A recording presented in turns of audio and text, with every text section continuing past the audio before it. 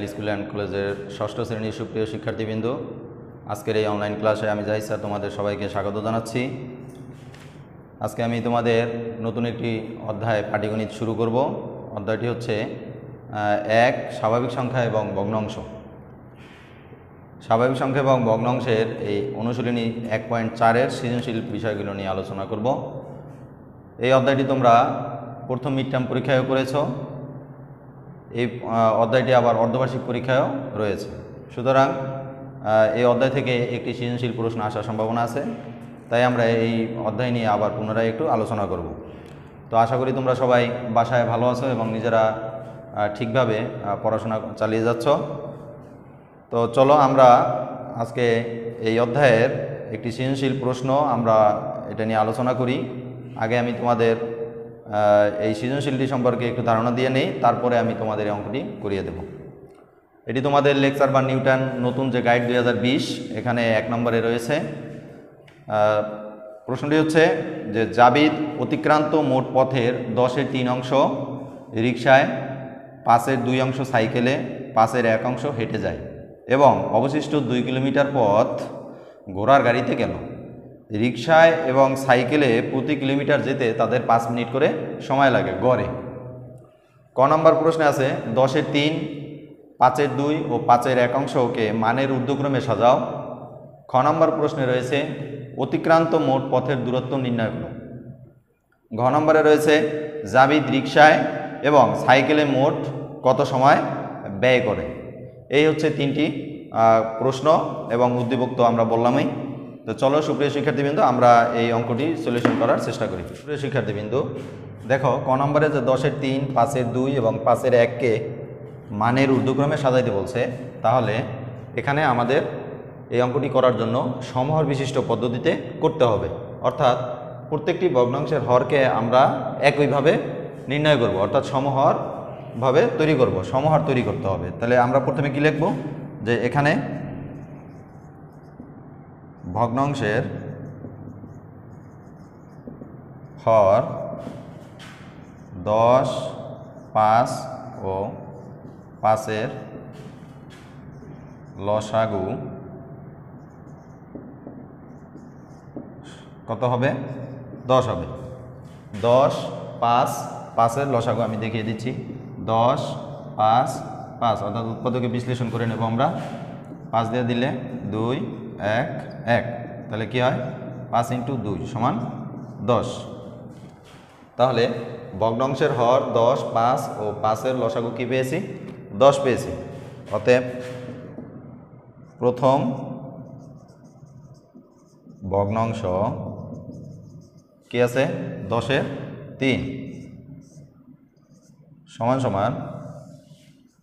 10-এর 3 গুণ, দেখো 10-এর সাথে যদি আমরা 1 গুণ করি তাহলে 10 × 10 অর্থাৎ লসাগু 10 নির্ণয় হয়। সবসময় খেয়াল রাখবা যে আমার হর সবসময় লসাগুর সমান হবে। তাহলে 10-এর সাথে যদি 1 গুণ করি 10 হয়, আর নিচে যা গুণ করব হরের সাথে আমরা লবে তাই গুণ করব। তাহলে 3 × 1 = কি আসলো? 3/10ই আসলো। এবার দেখো দ্বিতীয় ভগ্নাংশ সমান কি আছে? 5-এর 2 সমান 5-এর 2। এখানে 5-এর সাথে যদি আমরা 2 গুণ করি তাহলে উপরেও আমরা 2 গুণ করব, তাহলে লসাগু কত আসে? 10/4। তোমরা এটাকে আরও সুন্দরভাবে করার জন্য দেখো এখানে সাইডে লিখে নিতে পারো। অতএব 10/1 = 10। আর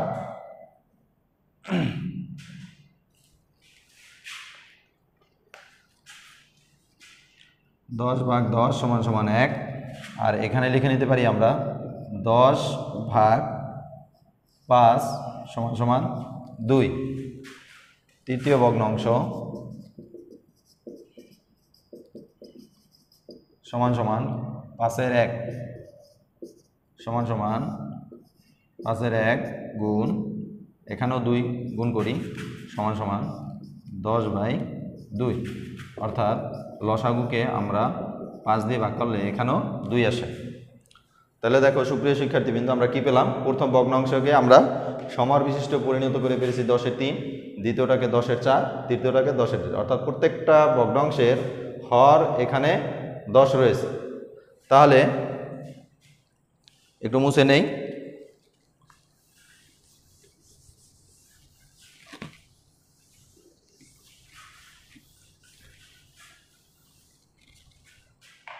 এখান থেকে দেখো, অতএব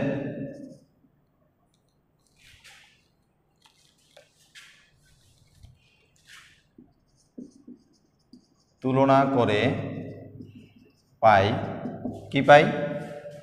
এখানে আছে সবচেয়ে ছোট হচ্ছে 2, এরপরটা হচ্ছে এখানে 3 ছিল, 10-এর 3, তাহলে 2-এর পরে বড় হচ্ছে 3, 3-এর থেকে বড় হচ্ছে 4, অর্থাৎ মানের ঊর্ধ্বক্রমে সাজাইতে বলছে, ছোট থেকে বড় সাজাইতে বলছে। তাহলে সাজাইলে কি পাই? 2 থেকে 3 বড়, 3 থেকে 4 বড়, বা কি লিখতে পারি? তাহলে 10-এর 2 থেকে বড় কত? 10-এর 3, এটা থেকে বড় হচ্ছে 10-এর 4, অর্থাৎ প্রথম ভগ্নাংশটি ছিল এই যে 10-এর 2, 10-এর 2 পেয়েছি আমরা 5-এর 1 থেকে, এটা হচ্ছে সবচেয়ে ছোট ভগ্নাংশ। এর থেকে বড় হচ্ছে 10-এর 3, যেটা 10-এর 3 পেয়েছি আমরা যে 5-এর 2 থেকে, এর থেকে বড় হচ্ছে 10-এর 5-এর 1, 5-এর 2, আর একটা হচ্ছে তোমার 10-এর 2। সুপ্রিয় শিক্ষার্থীবৃন্দু, এবার লক্ষ্য করো ভালো করে যে আমরা শুরুতেই কি পেয়েছিলাম? যে সমহর বিশিষ্ট যে ভগ্নাংশ 10-এর 2, 10-এর 3 আর 10-এর 4, এখানে 2 সবচেয়ে ছোট, 2-এর থেকে 3 বড়, 3-এর থেকে 4 বড়। তাহলে দেখো ধারাবাহিকভাবে আসছে। তাহলে এখানে 5-এর 1, 5-এর 2, 10-এর 2। আশা করি তোমরা ক নম্বর যে প্রশ্নটি রয়েছে এর উত্তর বুঝতে পেরেছো। শিক্ষার্থীবৃন্দু, এবার লক্ষ্য করো, খ নম্বর প্রশ্ন আছে অতিক্রান্ত মোট পথের দূরত্ব নির্ণয় করো। অর্থাৎ সে কীভাবে যে রিকশায়, সাইকেলে এবং পায়ে হেঁটে এই 3 ভাবে যে পথ অতিক্রম করছে, এইটার মোট দূরত্বটা নির্ণয় করতে বলছে। তাহলে আমরা আসুন শুরু করি। যে জাবিদ মোট পথের রিকশায়,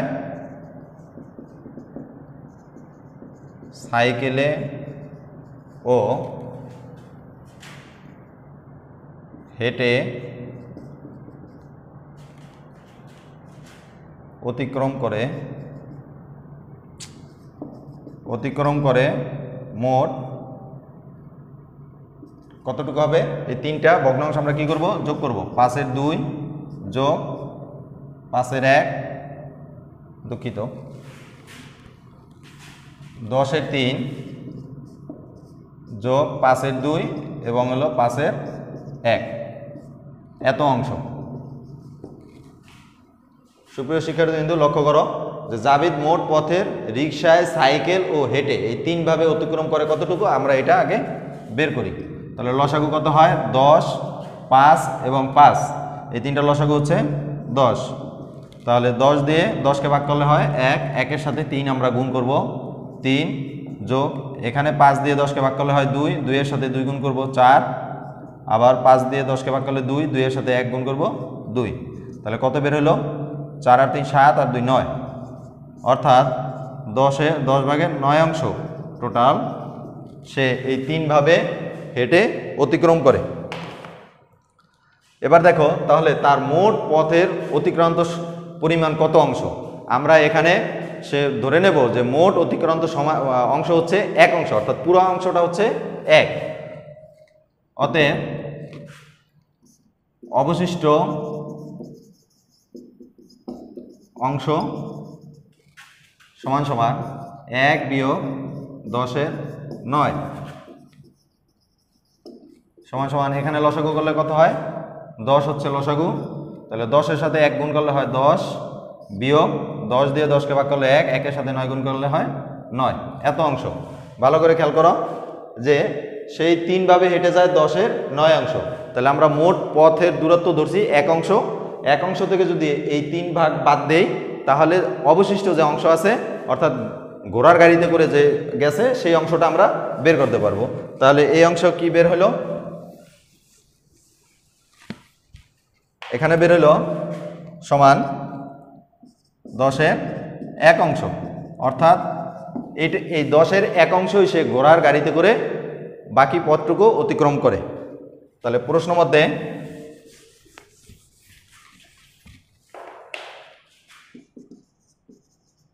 প্রশ্ন মতে 10-এর 1 অংশ সমান হচ্ছে 2 কিলোমিটার।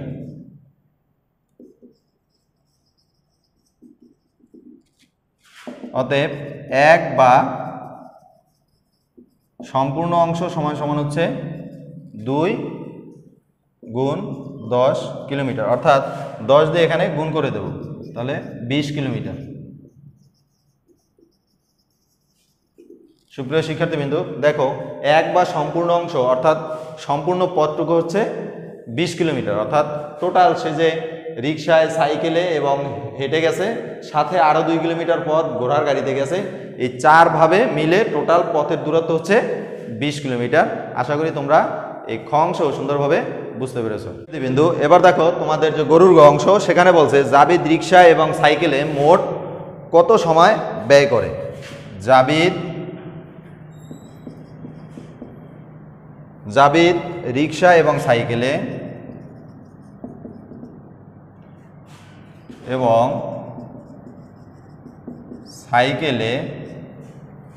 মোট কত সময় ব্যয় করে, মোট কত সময় ব্যয় করে, এটা হচ্ছে প্রশ্ন।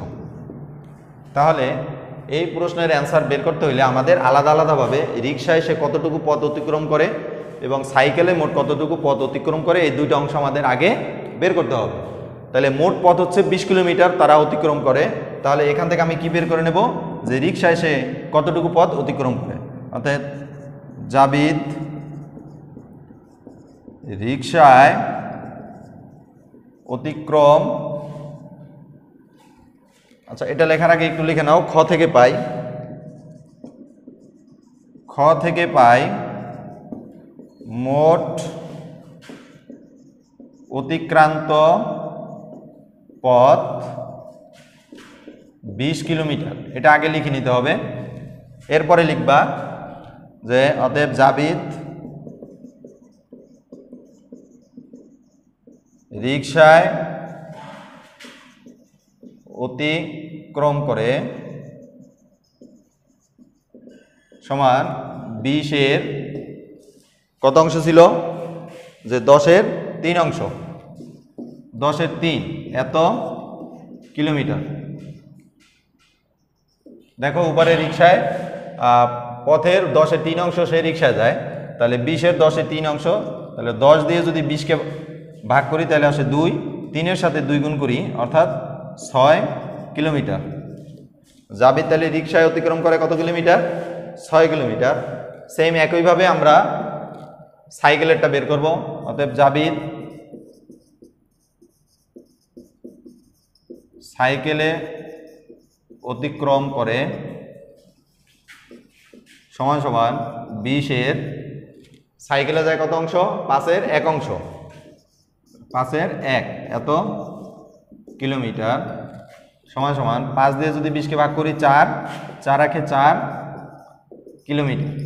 তাহলে দেখো আমরা দুইটা অংশ পেয়ে গেছি, যে রিক্সায় এবং সাইকেলে সে কতটুকু পথ অতিক্রম করে।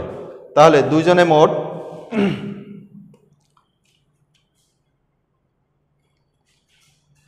সুপ্রিয় শিক্ষার্থীবৃন্দু একটু সংশোধন করে নাও, যে সাইকেলের অংশ হচ্ছে 5-এর 2, এখানে 5-এর 2 লেখো, তাহলে মোট 8 কিলোমিটার হবে। তাহলে দেখো রিক্সায় যায় হলো 6 কিলোমিটার এবং সাইকেলে যায় 8 কিলোমিটার, তাহলে টোটাল কতটুকু হয়। অতএব জাবিদ রিক্সায় ও সাইকেলে মোট পথ অতিক্রম করে সমান সমান 6 যোগ 8 কিলোমিটার সমান 14 কিলোমিটার। তাহলে টোটাল জাবিদ সাইকেলে এবং রিকশায় 14 কিলোমিটার পথ অতিক্রম করে। এখন এখানে প্রশ্নে বলা আছে যে 1 কিলোমিটার পথ তার যেতে 5 মিনিট সময় লাগে। 1 কিলোমিটার পথ যেতে তার 5 মিনিট সময় লাগে, তাহলে 14 কিলোমিটার পথ সে কত মিনিটে যাবে? এটাই হচ্ছে এই প্রশ্নটি এটাই ছিল আর কি। তাহলে আমরা কি লিখব? অতএব জাবিদের 1 কিলোমিটার পথ যেতে সময় লাগে 5 মিনিট। অতএব জাবিদের 14 কিলোমিটার পথ যেতে সময় লাগে, এই 5-এর সাথে 14 আমরা গুণ করব, এত কিলোমিটার সমান সমান 70 মিনিট হবে। অর্থাৎ 14 কিলোমিটার পথ যেতে জাবিদের 70 মিনিট সময় লাগতেছে। এখানে এটাই প্রশ্ন ছিল। তা আমাদের 70 মিনিটকে আমরা আবার ঘন্টায় প্রকাশ করতে পারি। তাহলে কি লিখব? অতএব 70 মিনিট সমান সমান 70 বাই কত দেব? যে 60 মিনিটে 1 ঘন্টা, 60 দিয়ে আমরা ভাগ করি এত ঘন্টা, তাহলে কত হয়? সুপ্রিয় শিক্ষার্থীবৃন্দ, এখানে দেখো 70কে যদি ভাগ করি 60 থাকে কত? 0 1 10, তাহলে 10 উপরে 60 নিচে কাটাকাটি করো, 6 দিয়ে এটাকে ভাগ করলে হয় 1-এর 6, তার মানে 1 সমস্ত 6-এর 1 ঘন্টা। আবার এখানে 6-এর 1 ঘন্টাকে আমরা মিনিটেও নিতে পারি, আমাদের অতটুকু দরকার নেই, আমরা 1 সমস্ত 6-এর 1 ঘন্টা এভাবেই লিখে দেব। এটাই অ্যান্সার লিখে দিও। উত্তর 1 সমস্ত 6-এর 1 ঘন্টা সময় লাগে। সুপ্রিয় শিক্ষার্থীবৃন্দ, আশা করি আজকে আমি যে সৃজনশীল অঙ্কটি তোমাদের করিয়ে দিয়েছি তোমরা এই অঙ্কটি ভালোভাবে বুঝতে পেরেছো এবং বাসায় তোমরা এটি মনে রাখার জন্য আরও 2 থেকে 3 বার বাসায় নিজেরা অনুশীলন করবে। পাশাপাশি তোমরা এই অধ্যায়ের অর্থাৎ অনুশীলনী 1.4-এর 42 পৃষ্ঠায় তোমাদের যে লেকচার বা নিউটন সহায়ক নোট 2020-এর যে নতুন বই, এখানে 5 নম্বর অঙ্কটা তোমরা বাসায় নিজেরা চেষ্টা করবে। আমি নেক্সট ক্লাসে তোমাদের এই 5 নম্বর অঙ্ক নিয়ে আলোচনা করব। তোমাদের সকলের সুস্বাস্থ্য কামনা করে আজকের এই অঙ্কের অনলাইন ক্লাস এখানে শেষ করছি। আল্লাহ হাফেজ।